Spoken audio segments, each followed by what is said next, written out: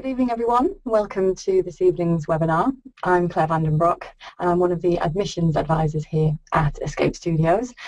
Now, tonight, Taran Spear presents Invisible Visual Effects, demonstrating how VFX artists create the illusion of reality. Now, Taran actually studied here. He took our Advanced Compositing for VFX course back in January 2012. He then spent some time as a studio assistant working here while he was completing his show reel. And he's now working as a digital compositor at Electric Theatre Collective in Soho. So I'm going to hand straight over to Taran now. I will be back at the end just to tell you a little bit more about what's happening here at Escape and the courses that we have starting in the new year. Hi guys, my name is Taran Spear. As Claire has said, I'm a digital compositor. I'm currently working for a company called Electric Theatre Collective. And I wanted to talk to you today a little bit about myself and visual effects and how I got into visual effects and via Escape Studios, which is where I studied. So first of all, I'll discuss a little bit about myself. I studied the Compositing Professional course here, which is an advanced course, 18 weeks. Which goes into compositing and visual effects more generally, and we kind of go through all of the key skills and techniques that are used in the industry as it stands. I'm not going to go into too much depth as to those techniques in this talk. I'm just going to go generally through the reasons why I chose to make that decision and obviously the route that I then took into that. So as you can see, I'm currently working at a company called Electric Theatre Collective. And I was previously, a couple of years ago, working in a contracting company as a compliance and customer service manager, where I kind of lacked a certain degree of creativity in my role and didn't really get the satisfaction that I wanted out of the work that I was doing. And I kind of wanted to explore other routes. So this talk obviously focused on someone who may potentially be looking for a career change or something a little bit new, you know, and outside of what they've been doing for maybe some time. So for me, I basically came across the idea initially because I was looking for other opportunities, as I say, and I decided to look into web design, and I got the Adobe package and started studying web design and all the kind of you know, software that goes along with that, Adobe Flash, Dreamweaver, and you know, all those kind of pieces of software. Coupled with all of this Adobe software was After Effects, which is specialized more towards motion graphics, but is in fact it's a compositing tool. It's a compositing software, and you can do many different things within this software other than just you know, motion graphics. So I got very interested in that, and I actually looked at the time for somewhere to study further and to see if I could enhance my knowledge and training of that bit of software with a view to potentially going into the film industry and or commercials. I quickly found out, however, that After Effects wasn't really the industry standard in the film industry particularly. However, a bit of software called Nuke by the Foundry was the industry standard. I then looked for places to study Nuke and found quickly that what seemed to me to be the only place that like trained people very specifically in compositing, specifically in Nuke, was Escape Studios. All other courses that I found seemed to kind of specialize much more, sorry, not to specialize, but to cover everything much more generally, and to cover everything from editing to filming to visual effects and to compositing. And I'll explain in a minute a little bit more in depth as to what the differences are between visual effects and compositing in terms of being a visual effects artist or a compositor. So anyway, I basically made the leap, and I chose to leave my job at the time and study at Escape Studios. As I said, it was a very intensive 18-week course, which covers all of the fundamentals for compositing in that course, of course. And I then finished the 18 weeks with a very grounded knowledge of everything I'd need to start a career in the industry. I was very fortunate actually to be offered a position at Escape Studios as the studio assistant pretty much straight after finishing, which gave me more time as well to spend with the other students who were studying at the time, and obviously to perfect my skills even further as well. Since then, I worked for 6 months at Escape Studios after that, and then I was offered a position at, or I started freelancing in fact at Electric Theatre Collective, and was actually offered a position a little while back. So I've been working there now as a full-time employee. So Electric Theatre Collective are a pretty new company. They only formed in January 2000. In the last 2 years ago, and they were formed by 3 or 4 members, rather. One of whom is actually an Escapee. He studied Escape Studios as well, and they have formed a very successful company. In the last 2 years, they've quadrupled in size.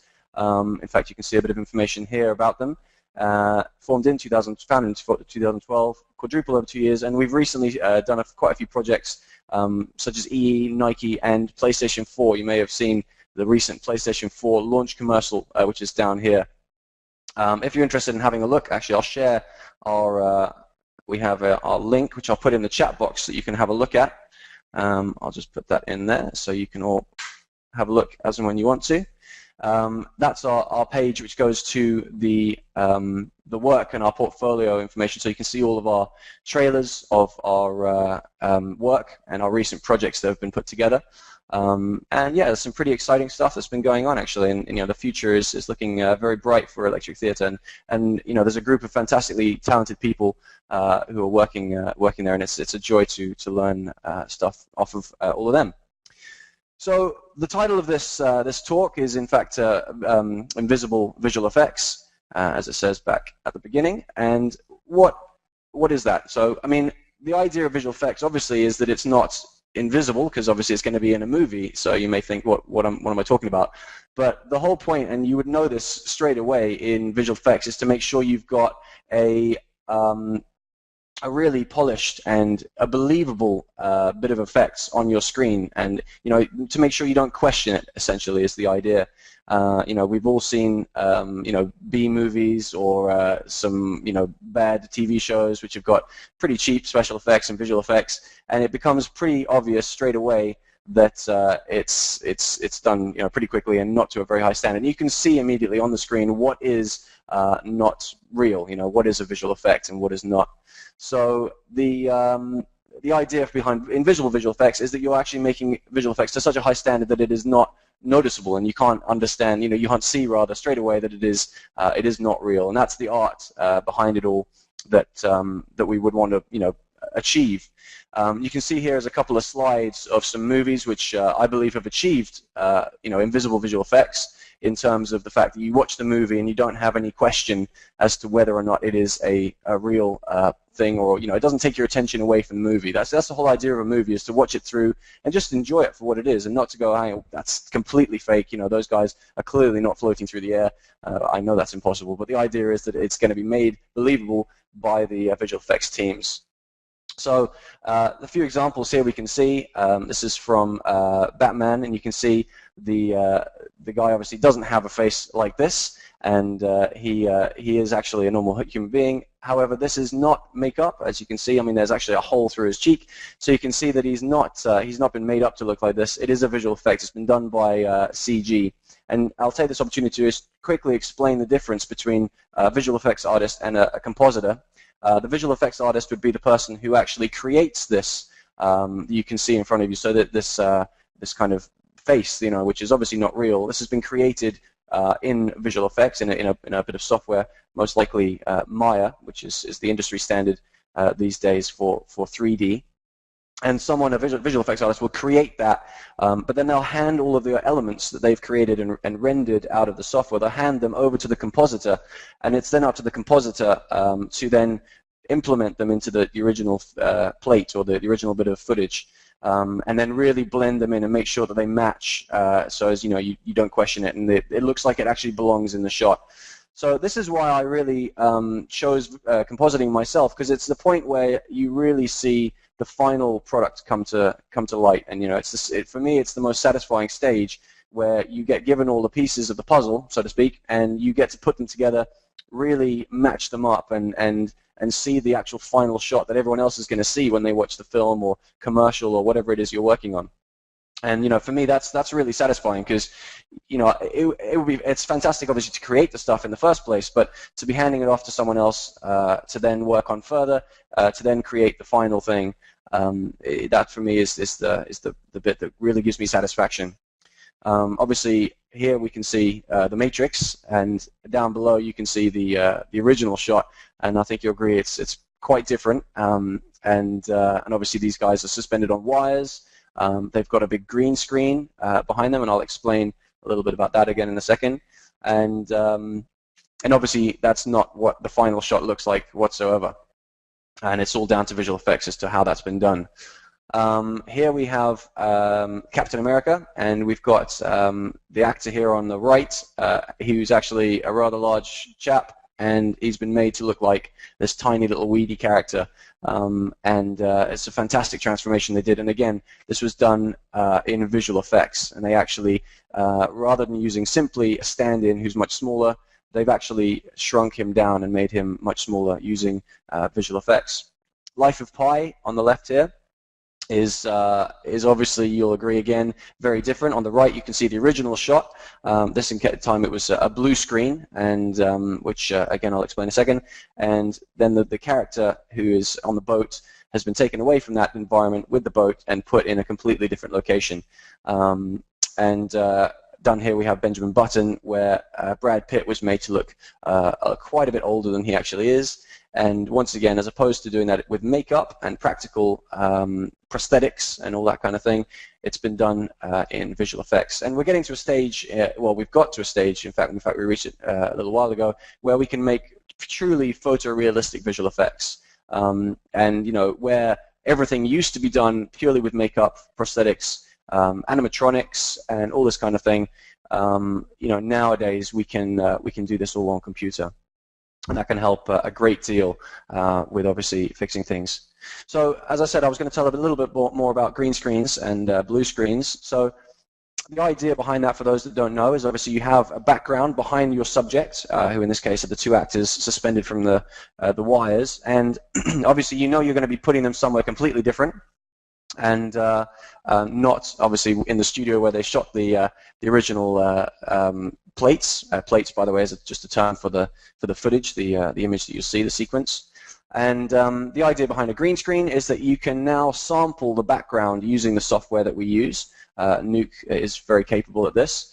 And you can sample that background. And because obviously the background, whether it be a blue screen, as you see over here, or a green screen, as you see over here, it can sample that color. And obviously, because the foreground elements, the people in this case, don't have any green, or in this case, any blue, the computer knows that anywhere that the green exists or anywhere that the blue exists, it needs to remove, it needs to cut a hole, essentially, in the footage, so as you can then place the people somewhere else. Now this is really where the art of compositing comes in, and which is very key in compositing, is then the ability to take the subject elements and put them where they should belong, and make it seem like they do actually belong there. So obviously if you just take away the green screen, the characters are still going to be slightly green, you know, because they've got the light bouncing off the background. The edges of their character, they won't match where you're going to be putting them. So if you literally just slap one over the other, put the characters straight on the new background, it will be you know, a pretty bad example of visual effects. You know, then comes the finessing, where you need to then take those characters, blend their edges, and make sure that they really truly belong in that environment. You might have to add some lighting if there's a light in the background, and for whatever reason they didn't shoot or film the characters with that same kind of lighting. So for instance, up here you may have some light that's coming down and bouncing off of the back of Keanu Reeves here, and you then have to add that using various techniques. And really embed them into that situation, make sure they feel like they belong in that environment. And that's really where it becomes very fun as well, because you can really get creative and think about ways that you can make the two really fit together. You know, and it's all about, it's an illusion, obviously, you know, and but that's part of the fun. I actually personally do a little bit of magic as well, and I like to think that that's another reason as to why I got into visual effects, because it's kind of magic, you know. On the screen you have it's visual trickery, you know. You are, you know, essentially tricking the viewer to believing something that's not actually there. I mean, it busts a few bubbles, I think, for some people, but for me it just is fantastic fun. Okay, so I'm going to jump quickly into Nuke, actually, and I'm not going to go through, this is Nuke here, the software. I'm not going to go through any details as to the tool set or how it really works specifically, but what I will do is just show you a couple of examples of some different you know, elements and pieces of information, I suppose, that we have inside a general compositing system that we would use to composite, in this case, some CG. When I say CG, I mean computer-generated, and this is a computer-generated image, or sequence rather. So I'm going to just try and cache this through, and it'll play back in real time in a second. So this is the sequence that I'm just going to be explaining. And what this is a big rock monster who is then trying to smash this guy on the floor. Now, I'll give anyone 3 guesses as to what is not real in this shot. I think we'll all pretty much agree it's the rock monster up here. And but the idea, of course, is to make it not seem that that is the case. This shot, I do believe, was in fact created. This whole composite was created by an Escapee as part of their show reel, and they left with one of this shot as on their demo reel. So the problems we would have had for this shot, obviously, would be to take the CG and make sure it matches in the rest of the shot. Make sure that the color of the rocks matches the rocks at the background here, and the shadows. The biggest thing is to make sure the shadows and the lights, so all of the highlight areas and the darker areas on the object or the character here, match those of the surrounding area, because obviously that would be the case if it was done correctly, and if it was even filmed in that environment as well in the first place. So I'm going to just break down quickly a couple of these elements that were actually used to create this. If we have a look here, we have the raw plate, which obviously doesn't have the rock monster in, but we do have this guy pretending he's getting smashed by a rock monster and rolling around on the floor. Now, we need, obviously, a way to put the rock monster behind the character, because as you'll see in this, we've got smoke and we've got the hand of the rock monster coming behind the character, and obviously, because this is being added to the shot, this is still just a two-dimensional image, that we have in the raw plate here. So we need a way to be able to tell the computer, right, this object that I'm inserting into the shot is going to be behind this person here. The computer only looks at this as one flat image, and we need to tell it how we can put something behind something else. And to do that, we need something called a matte. And this is the man's matte, as you can see here. And this is just an area, essentially, of qualification. It's an area that will define anything. I mean, with this, we could essentially color grade the character, by which I mean to change his color, make him brighter, darker, or whatever we may need. Or we can actually take this and say, right, I want what is in that area to be back on top of the CG, the computer-generated image, which is the rock monster. And this can be created in a couple of different ways. You can use a process called keying, where you can actually select a color, which is what we do in a green screen or a blue screen instance, where you're actually selecting a color, whether it's green, blue, or any other color. Or you could even do, based on the brightness of an image, you can key brightness or luminance.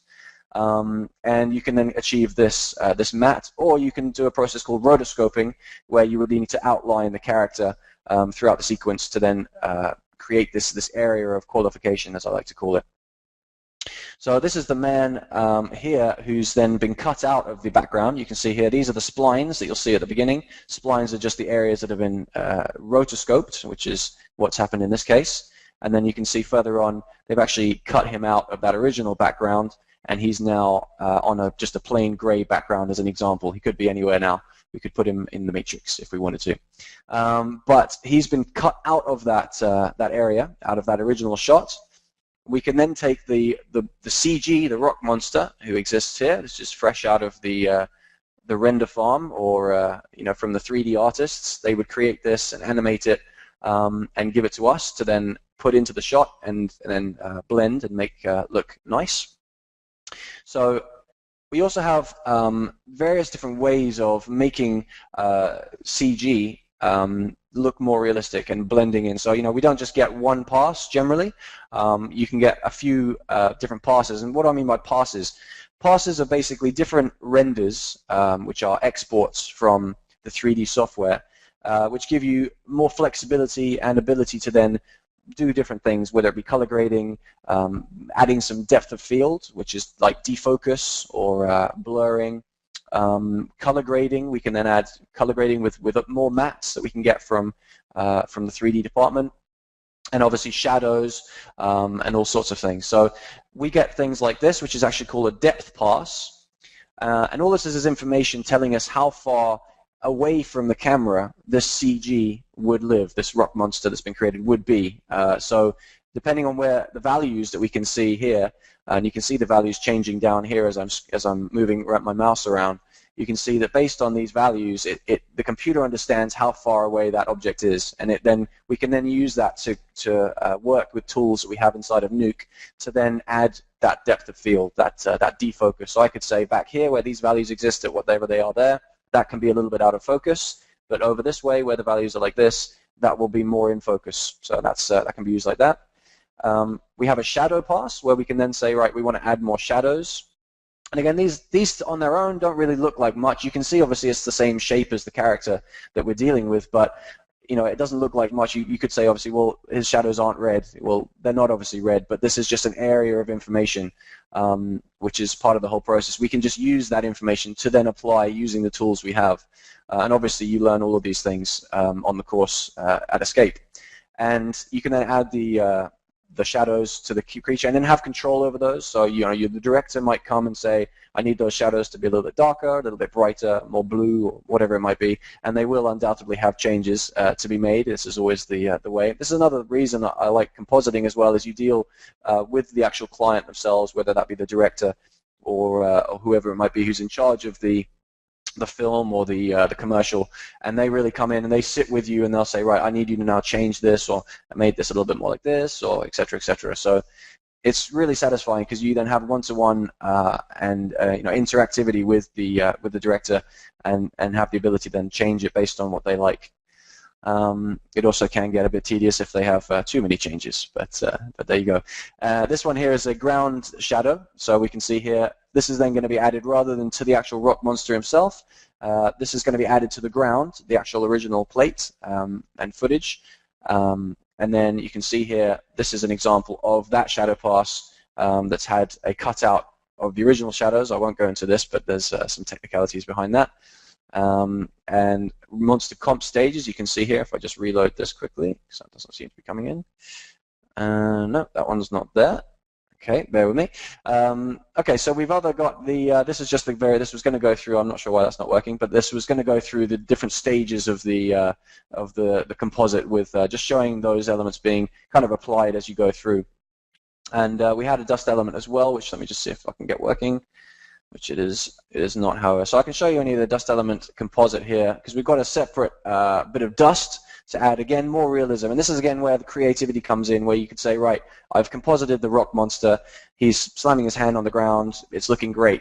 But then you go, what would actually happen? And this, again, you need to have a bit of, maybe experience as to why, what would happen in actual circumstances if that was to actually happen. And you could say, well, obviously, he's hitting the ground pretty hard, the smoke's going to fly up in the air, or dust, or maybe bits of rock can fly off screen this way, so you could add some rocks or some more dust or a shock wave or whatever it might be to really sell the shot and make it really believable. In this case, this dust element has been put on top of the character, you can see here, and this is the dust element just here, you can see, and it's just been added using that matte that we saw earlier. So using that character's matte that we saw, the white silhouette of the character, you can then say, okay, I want to put the dust element on the footage, and then I'm going to take that matte and say, right, now I want the man to come back on top of that area as well. So all these things are really, just to sell a shot. And this is the whole idea, and the job of a compositor is to really sell that shot, make it as real and believable and invisible as possible, and make sure you can really, get realism, or as much realism as possible, out of that shot. Now, Nuke, I'll just go through very briefly a little bit of information as to kind of how that works and where this may differ, because I'm sure some of you may have used various different bits of software before, such as Photoshop, maybe even After Effects, and the main difference, I suppose, between all of those different bits of software to Nuke is that they use a very strict layer-based system, where you have a series of layers and different, images or effects layered up on top of one another, and that can be considered quite a destructive workflow. And what I mean by that is you'll apply a load of effects and different types of filters or whatever it might be to one layer, and you've essentially destroyed that layer. That layer will then be gone, and if you wanted to refer back to it at any point, you'd need to bring it back into the piece of software. Now, Nuke works down here, as you've seen me moving around. This is called the node graph, and you can use different nodes to actually join together, whether it be like a transform or a blur, and or a grade node like this, and you can then link these together. And this may not make any sense necessarily to any of you at this point, but you can basically refer back to a previous stage using these little pipes or whatever it might be to then get information back from a previous stage. It's a very non-destructive workflow, and Nuke really gives you the ability to work in this way and basically work forward and kind of just work freely. You don't have to worry about damaging or destroying something, because if I'd applied a grade to something and I didn't like it, I didn't have to worry about undoing 100 times. I could just simply delete that node and I'm back to where I was a second ago at this blur before I went into actually going through that process. And then you can go off to one side. I mean, node graphs, as they're called, can become very, very big, and you can have a lot of different nodes doing a lot of things. So you can obviously label things, as I've done here with this this backdrop node, and obviously you can label things to make sure you know what section has done what. Obviously you'll have your properties up here as well to show you what you've done with each node. You just double click a node to get its properties up at the top here. So yeah, I mean, I don't want to go into any great depth in this. It wasn't kind of the idea behind this talk. It's more just to give you a general overview of the process and kind of what it takes to kind of look into a shot. I mean, another main area, I suppose, before we finish of compositing is to make sure the shot, you don't just add things to shots. You may have to remove things from shots as well. So a director might say, I don't like this rock here. In fact, can we get rid of it? And obviously, it would be our job as a compositor then to get rid of that rock, replace it with something else, or just mimic what would or should be behind the rock. And again, this can be really fun because you can say, I now need to think about a nice and exciting way to, or a really good problem-solved situation as to how you can get rid of that rock, because it's not as simple as just clicking on the rock with the get rid of rock button enabled, because I'm afraid we don't have one of those. You've got to think of clever ways to actually solve that situation, and I've always loved problem-solving myself, and I really get an opportunity to do that in this job. You sit down, you'd be posed with a problem where you have to really solve a situation. Maybe it was filmed incorrectly, the camera was shaking too much, there was too much wind, it was raining, or whatever it might be. I mean, that would be a bad one, but you then have to fix the problem and try and think about how you do that as well. And Nuke is fantastic because it really has all the tools you'd need to do that, and it's up to you then as an artist to try and combine techniques and and workflows to then get the best result possible. Okay, so I think we'll go for some questions and answers. If anyone wants to post a question, I'd be more than happy to go through it. Yeah, so by all means, I believe you have a questions box. And you can post if and when you want to ask a question.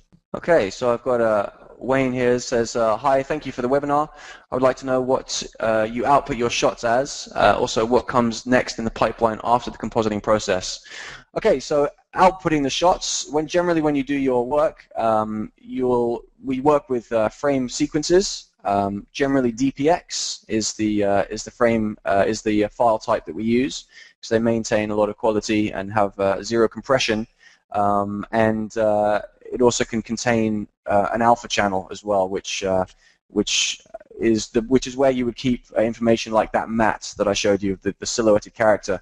So we basically have a DPX or sometimes TIFFs, SGIs or EXRs as well, which are different file types which can contain lots of different layers. CG is generally given to us as an EXR because it can contain all those different passes that I mentioned, and it's a nice format to work with.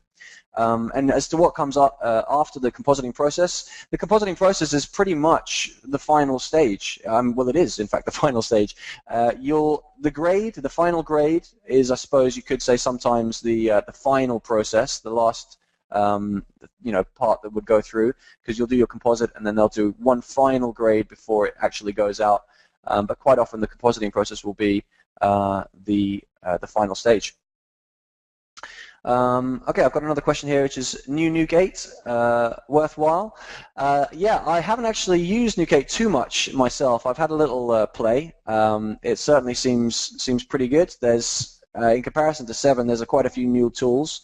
There's a new, or should I say, an enhanced camera tracker, which is basically a node which enables you to track the actual camera's movements from the original shoot, so the actual physical camera's movements, and create a digital version of that camera. And there are many great things you can do once you have that digital camera as well.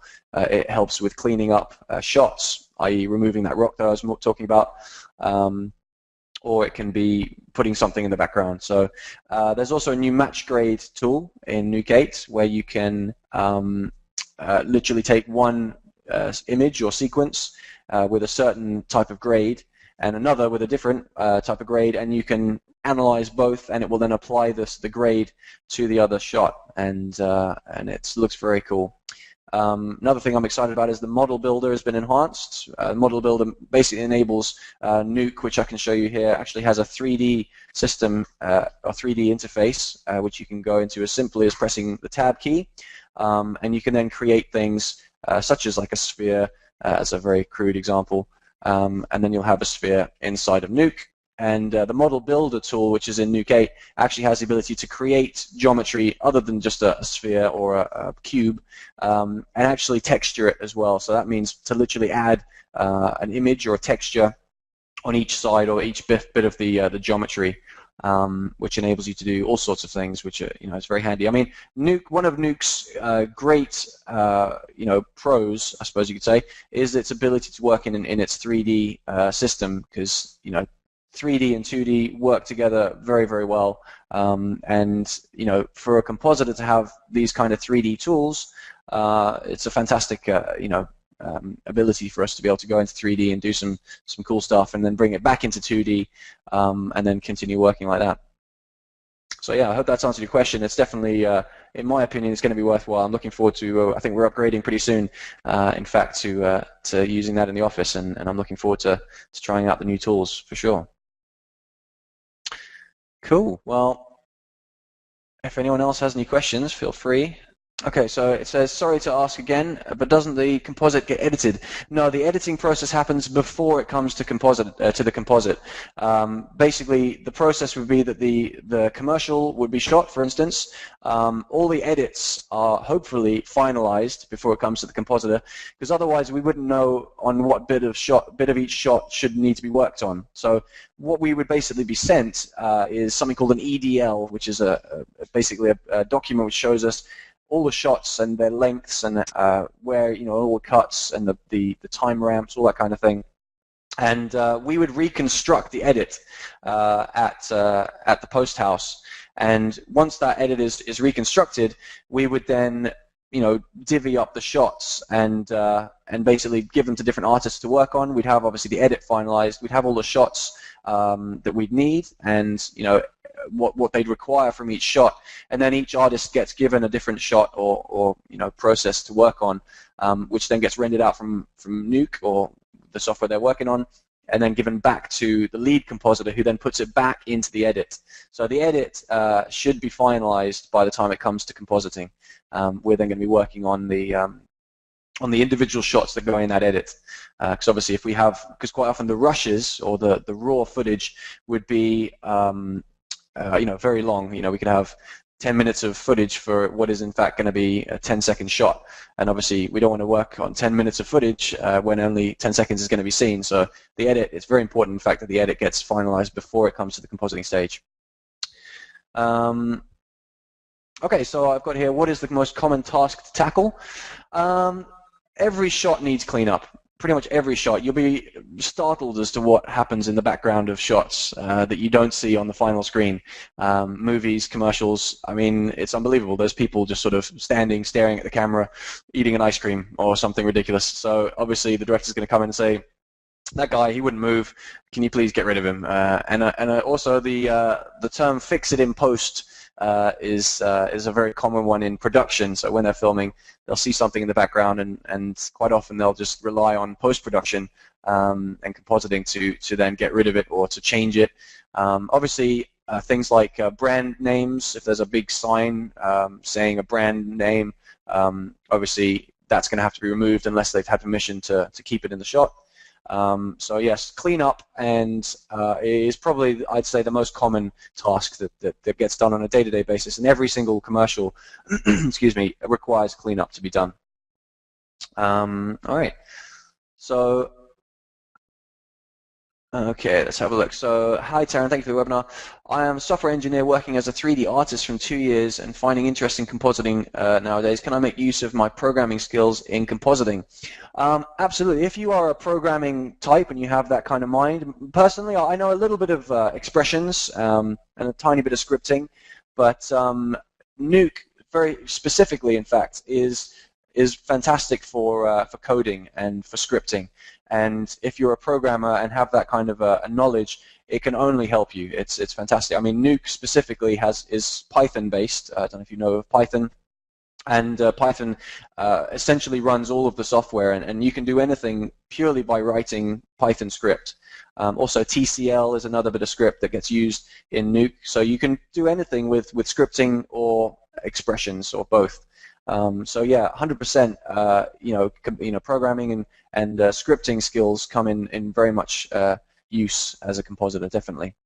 There's also people who are there's different types of compositors potentially. You have your more technical directors. They're called technical directors, TDs, and they might actually have to work in a company, and then there'll be a common problem that's coming up or a certain type of process that needs to be done, and the compositor might come to the TD and say, right, I need this kind of a process. I can do it, but it takes me an hour every time. I need you to build me something that will do it in 5 minutes or 2 minutes, and then the TD will go away for a day or two or longer and come up with one node that can be used in Nuke, for instance, which will do this process that's taking you an hour every time, and obviously it'll then be made much easier.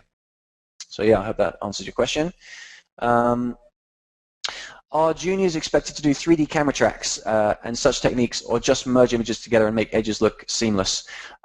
Yeah, well, the thing is, it depends on where you're going to work, ultimately. If you're going to go straight into a big company, one of the main companies like Framestore, MPC, or the Mill, or Double Negative, and you're going to be working on a massive project, the chances are you'll be doing more of the rotoscoping and cleanup stuff to begin with, but then you'll be working your way up towards doing the actual compositing yourselves and 3D camera tracks.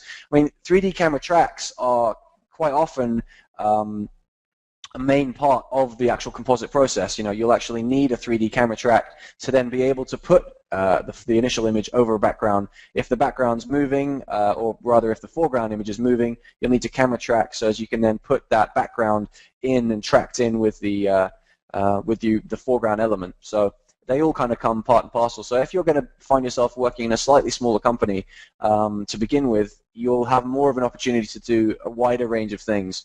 In the bigger companies, they have their established artists from the beginning, and so you are less likely to have the freedom to do slightly more complex stuff, which is great in itself because it can be good to just really finesse and make sure you are on top of your game for the whole more basic structure of things and more basic processes before you then move on to everything else, because obviously all the bread and butter of things like rotoscoping, cleanup, and all these kind of things is so important and is used in every job. Whether you're a senior artist or a junior artist, you're still going to need to do some roto and some cleanup but absolutely, yeah, in some cases you would be expected to do a 3D camera track depending on the work, depending on the resources, and depending on the company you're working in.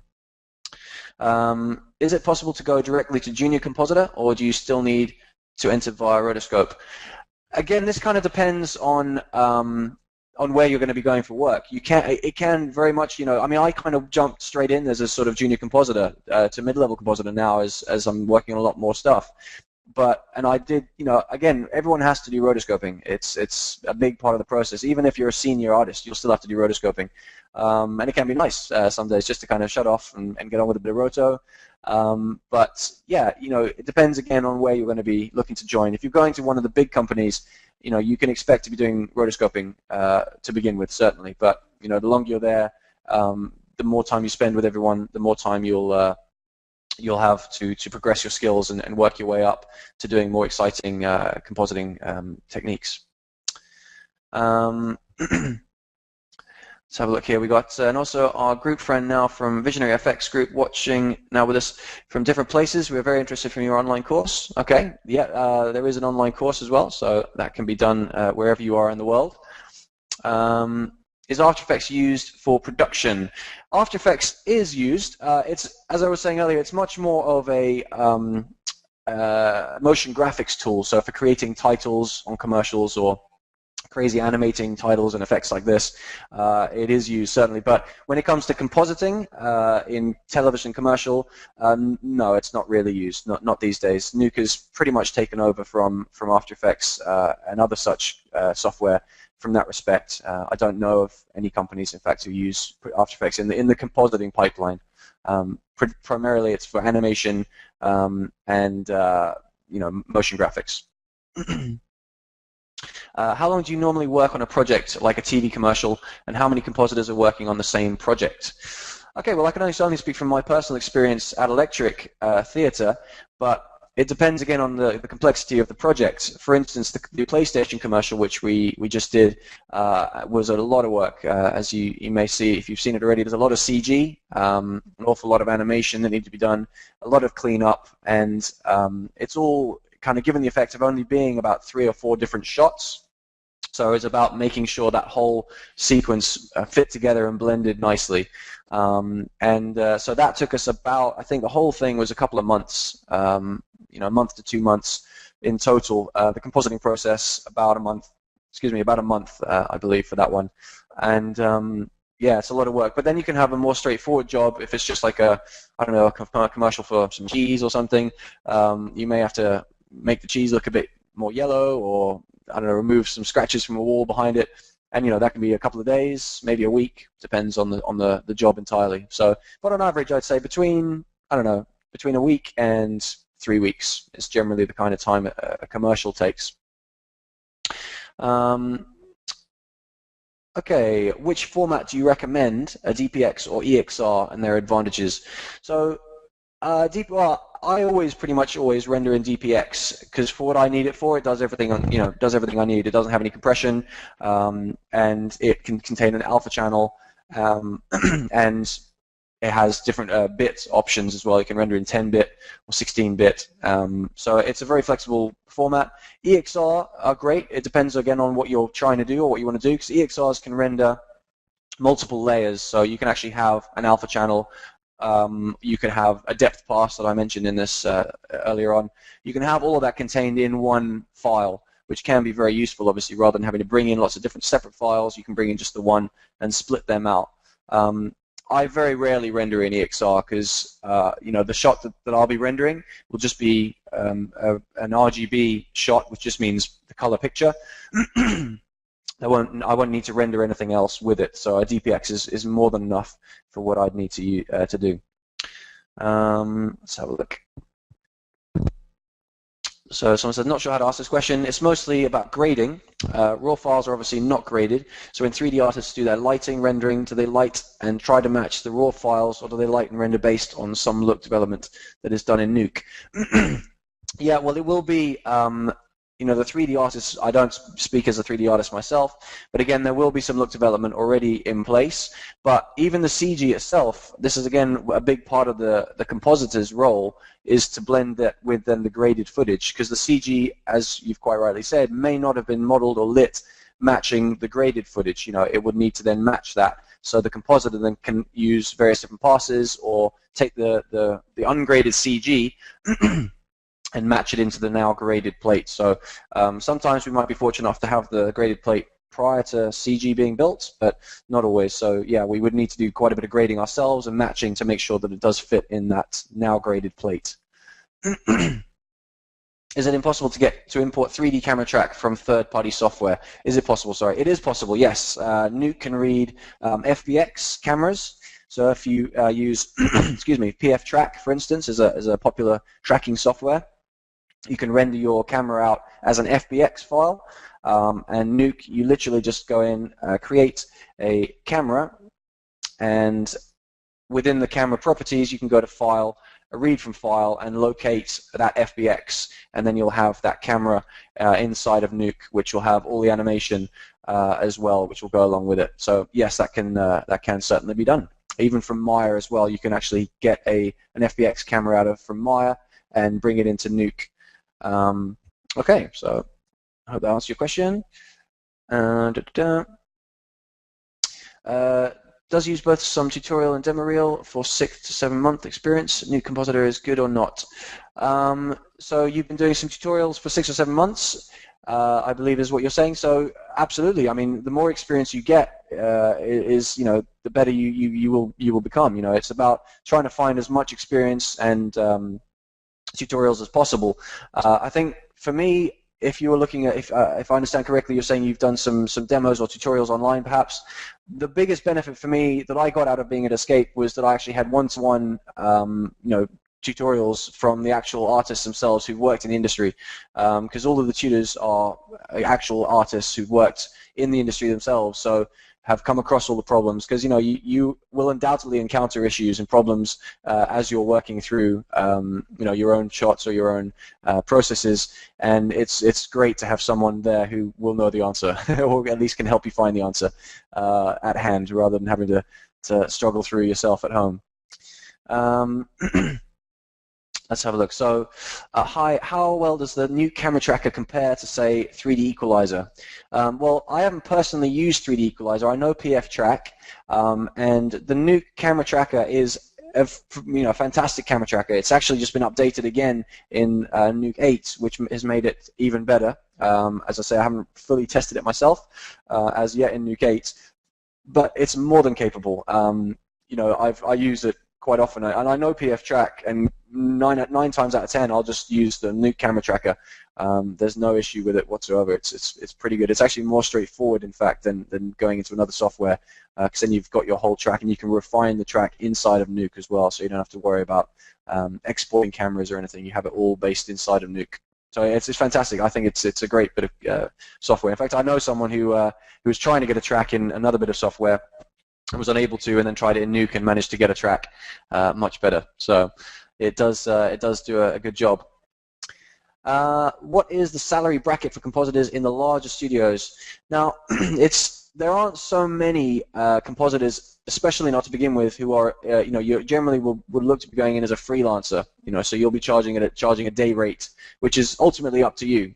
So it depends on what you want to charge. As to how you start in the industry. Obviously, you want to be competitive. You don't want to be charging too much because they'll never hire you, and obviously it needs to be representing your skills. And if you feel you are confident enough in your work and able enough, you can start charging a bit more. And again, it completely depends on the big companies. I personally haven't worked for any of the big companies, so I wouldn't be able to say any accurate figures. But I think roto artists, you're looking to start from between £75 and £100 a day rate. But obviously, depending on how your abilities increase and the time and you spend at the company, that looks to go up pretty quick. And obviously, as soon as you get into the more senior roles, you'll look to start earning a lot more money. Okay, so do you find it difficult going from a layer compositing system like After Effects to a node-based system like Nuke? It was to begin with, because I started in After Effects, as I said, and you get very comfortable to that whole process of stacking layers and having adjustment layers where it will then affect everything below it. To kind of get your head around the node-based workflow, it was a bit tricky to begin with. I'll be honest. It's just very different. That's all it is, and I found myself kind of going, every time I was in Nuke, I was going, okay, I can do this in After Effects, how would I do it now in Nuke? Now, however, I'm completely the opposite. Once I got my head around the node-based workflow, it becomes so much more flexible, so much more powerful. And now, if I go back to After Effects at all, I find myself feeling, completely unable to do the simplest of things, because I think, well, I could just do that so simply in Nuke by doing this, etc. So initially, it's very different, but once you get your head around it and you get to grips with it, it's far more powerful and far more flexible. Okay, so I'll do a few more questions here. So does working on projects that pays little to nothing benefit your career, or does it better? It always better to work on your own projects and show industry techniques? It depends on what your plan is. If you're looking to get a job in the industry, if that's what you really want to do. I mean, like I said, I changed. I did a very dramatic career change from a role where I was actually earning really good money, and I took a massive pay cut initially to go into the industry. However, that was because I wanted to start from the beginning in an industry that really, I found really interesting and wanted to build a career in. And I don't regret it one bit, because I'm now back to where I was financially. Yeah, there was a bit of a readjustment, as there would be with any industry. If you were looking to completely change your career into something completely different, there's always going to be sacrifices, but it depends on whether you really want to do it, and which I did, and I made that decision. And it took a while to get back to where I was, but I did, and I don't regret it one bit. It's fantastic. But in terms of whether the benefit your career is to work on projects of your own, obviously, if you're building up, if you have the ability to do it on your own and to work on those shots and to build a show reel that then is going to be recognized by a company, then that's fine. If that is what you're looking for to then get a job, as long as you're demonstrating really good skills, because the level of ability of students that finish the courses at Escape is pretty high. They come out with really good show reels. So if you're competing with someone who's been trained, here, for instance, versus maybe just a reel that you've put together in your bedroom, as long as you're confident it's up to standard, then that's nothing wrong with that. But you need to make sure that you're able and to get into the industry with such a reel. Okay, regarding compositing depth and velocity passes, what is the correct order for best results? Depth then velocity, or vice versa, or maybe some other workflow? I'm not entirely sure what you mean by velocity pass. We had the depth. I mean, the depth pass is used for various different things. Again, this is the thing with the compositing, is there's no real rule as to what you do with anything. All the tools are there for potentially a specific reason, but you can use them in whatever way benefits you, and whichever way works best. If by velocity you mean maybe motion vectors, so to get motion blur, again, I suppose you would say that the depth of field would be there first, because if you're looking at something and it's out of focus whether you're moving the camera or not. So then you'd move it, and then the motion blur would occur. So, but again, we're getting into specifics here. It depends on what looks best at the end of the day. Okay, do directors ever sit with the compositors going over the rotoscoping process? Not a TD, by the way. No, technically, so the directors of the show, not for the rotoscoping process, no. You wouldn't have a director looking over your shoulder. You'd basically be given the shot by your lead compositor, and they'd say, we need a map for this character or this wall or this signpost or whatever it might be, and you'd need to go away and then complete the rotoscoping process and bring back the shot. So no, generally it'll be more the lead or assisting compositors that get to sit with the director themselves and go through the process. But I mean, as like an assisting compositor, so I've not done any lead roles myself. I've not actually led a project as such, but I've assisted the leads and obviously been sitting next to them and been involved in the conversations with the directors, because I've been working on some of the big shots as well. Right, I'm going to do two more questions because I'm getting told to leave you guys to it now. So we've got here, just looking at the shot on your screen, I was wondering, for smoke effect, would you rather use Nuke or the rendered smoke from Maya? Which have you found gives the best results? Okay, well this, obviously if you have smoke that's been rendered from Maya for you, rather than an element such as this, which is just a 2D element, this is just some smoke that's been filmed on a black background. If you've got smoke that's been created by an effects artist, which then would move, maybe interact much better with the elements on screen, that's going to be optimal. But again, obviously that takes a lot of time. So if you don't have much time and you don't have an effects artist to create those smoke effects for you, you're going to have to use a 2D element such as this, and then just make it fit and make it work as best you can. And you'll have to manipulate it, maybe double it up, add extra ones, mask off different sections so as you don't see the full element maybe in some areas. It's about being clever and making sure that you don't get, you get the best result of what you have. Okay, last question now. Nuke's camera tracker is really good, but distortion model is more advanced than 3D equalizer and therefore makes more solid matches. Yeah, by distortion I believe you mean lens distortion. We do have a separate node in Nuke for lens distortion as well. And indeed, I mean, it depends what you're comfortable in. Again, the camera tracker in Nuke is more as an assist for your compositing process. If you're looking to do a full-on camera track for CG, the CG artists, for instance, use PF track or 3D equalizer. They do their own distortion there. I mean, Nuke has a camera tracker which is very capable. I'm not saying it's the best tracker necessarily. I find it fantastic and more than capable for what I need it for. Some people might prefer PF track or 3D equalizer. It depends on your background, what you've been trained in, what you prefer personally. And for the distortion, yeah, if we actually have a node in Nuke called PF barrel, which comes with PF track, where if someone's done an understort in PF track, they can then export the distortion information, and we can then use the PF barrel node in Nuke to then apply the redistortion to that CG. So we can do the redistort inside of Nuke and match the elements at that point.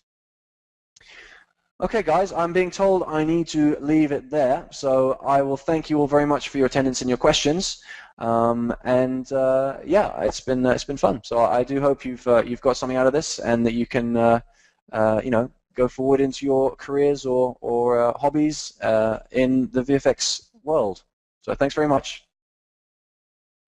I'm going to hand you back to Claire now, just to finish off quickly. So here is Claire.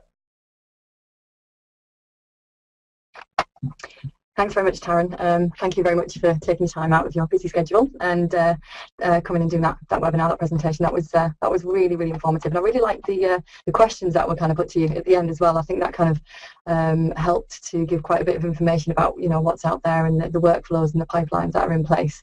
I remember one person, or maybe it was a group that were watching. I think you were interested in the online course, whether or not you could learn compositing online. Yeah, you can. Basically, you can actually study online with us. We've actually got a compositing course starting on the 13th of January, and you can actually sign on just by going to the website, contacting us, and either myself or my colleague Nick, who's the online training manager for the online courses, he'll be able to give you a bit more information. But if you just go to our website, you can see all the information. The main course page is there, and you can just literally click on any of them and it'll bring up the page that you're interested in. So yeah, the compositing online course starts on the 13th of January. If you do have any questions, you've got our contact details. Just keep in touch, give us a ring, or just email admissions@escapestudios.com, and we'd be more than happy to answer any questions you've got. Thank you very much for joining us for the last webinar of this year. Have a wonderful Christmas and New Year, and we'll be back in 2014.